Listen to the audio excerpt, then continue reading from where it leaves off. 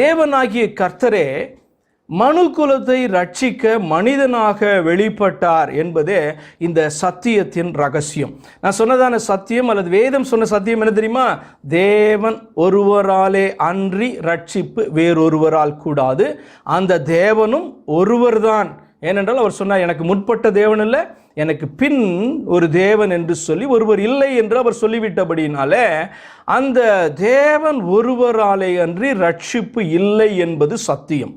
அடுத்து தேவனாகிய கர்த்தர், இந்த ஒருவர் என்பவர் மனுக்குலத்தை ரட்சிக்க மனிதனாக வெளிப்பட்டார் என்பதே இந்த சத்தியத்தினுடைய ரகசியம். சரி, லூக்கா 2:11 சொல்லுகிறது, இன்று கர்த்தனாகிய கிறிஸ்து என்னும் இரட்சகர் உங்களுக்கு தாவீதின் ஊரிலே பிறந்திருக்கிறார். யார் பிறந்திருக்கிறாரா?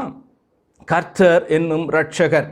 நம்ம வாசித்தோம், ஏசாயாவிலையும் ஓசியாவிலையும் வாசித்தோம், நானே கர்த்தர், வேற ஒருத்தர் கிடையாது என்று மிரட்டுவதைப் போல ஆண்டவருடைய வார்த்தை அங்கே சொல்லுகிறது. ஏன் தெரியுமா? உன்மேல் வைக்கிற அன்பினால வேறொருவர் நீ கர்த்தர் என்று சொல்ல முடியாது. நான் ஒரு நாள் உனக்காக இறங்க போகிறேன், இறங்கும் போது உனக்கு சுவிசேஷம் அறிவிக்கப்படும், இது உன்னுடைய கர்த்தர் இந்த பூமியிலே மனிதனாக உனக்காய் வெளிப்பட்டு இருக்கிறார் என்று சொல்லி அங்கே அவர் சொல்லி வைத்திருக்கிறார்.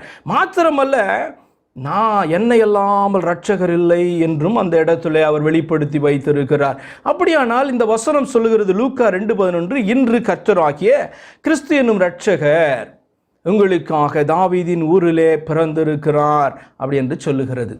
மாத்திரமல்ல, இந்த பிறந்திருக்கிறார் சொன்னால் இந்த பூமியில தான் காணப்படுற பூமிக்குரிய மனுஷன் என்று நீங்கள் நினைத்து விடக்கூடாது என்பதற்காக தொடர்ந்து வேதத்தை நீங்கள் வாசிக்கும் போது 1 கொரிந்தியர் 15:47 அதனுடைய 2வது பகுதி எப்படி சொல்லுகிறது தெரியுமா?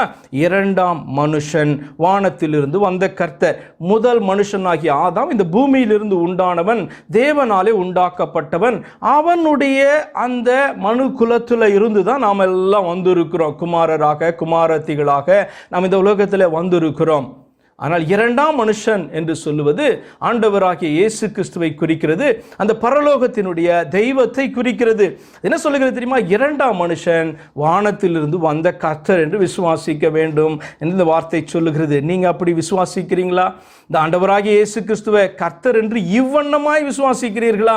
பரலோகத்தில் வேறொரு கர்த்தர் கிடையவே கிடையாது. உன் தேவனாகிய கர்த்தர் ஒருவரே கர்த்தர், தெய்வம் ஒருவர் தான் கர்த்தர் என்று இந்த புதிய ஏற்பாடு புத்தகம் சரி, பழைய ஏற்பாடு புத்தகமும் நமக்கு சொல்லிக் கொடுக்கிறது. ஆனால் அநேக நாளில் சொல்றது தெரியுமா? பரலோகத்தில் இருக்கிற தேவன் வேற ஒருவர் என்பதாக சொல்லிக் கொடுத்து இந்த பூலோகத்தில் வேறொரு இயேசுவை அவர்கள் அறிமுகப்படுத்துவார். நல்லா புரிந்து கொள்ளணும். பரலோக தேவனை உயர்த்துகிறதாக நினைத்து கொண்டு என்ன பண்றாங்க? ரட்சிப்பின் வழியை அடைக்கிறவர்களாக இருக்கிறார்கள். இந்த வேறொரு தெய்வத்தை, வேறொரு இயேசுவை இங்கே அறிமுகப்படுத்துவர்களாக இருக்கிறாங்க. அந்த வசனம் என்ன தெரியுமா சொல்லுது?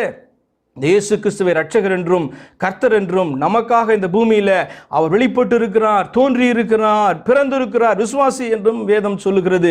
மாத்திரமல்ல, இப்படி சொன்னா இவன் இப்படியே இந்த பூமியிலிருந்து காணப்படுகிறதான பூமிக்குரிய மனுஷன் என்று நினைத்து விடுவான் என்று சொல்லி 1 கொரிந்தியர் 15:47 சொல்லுகிறது. முதல் மனுஷன் யாரு? ஆதாம். இரண்டாம் மனுஷனாகி கிறிஸ்து யாரு? வானத்திலிருந்து வந்த கர்த்தர், from heaven above. பரலோகத்தினுடைய தேவன் உனக்காக மனிதனாக வெளிப்பட்டார் என்று அது தொடர்ந்து சொல்லுகிறது. உங்களால் விசுவாசிக்க முடியலனா நீங்க மெய்யான இரட்சகரை இன்னும் அறியாததான ஒரு கிறிஸ்தவர் என்று சொல்லிக் கொண்டிருக்கிறீர்கள்.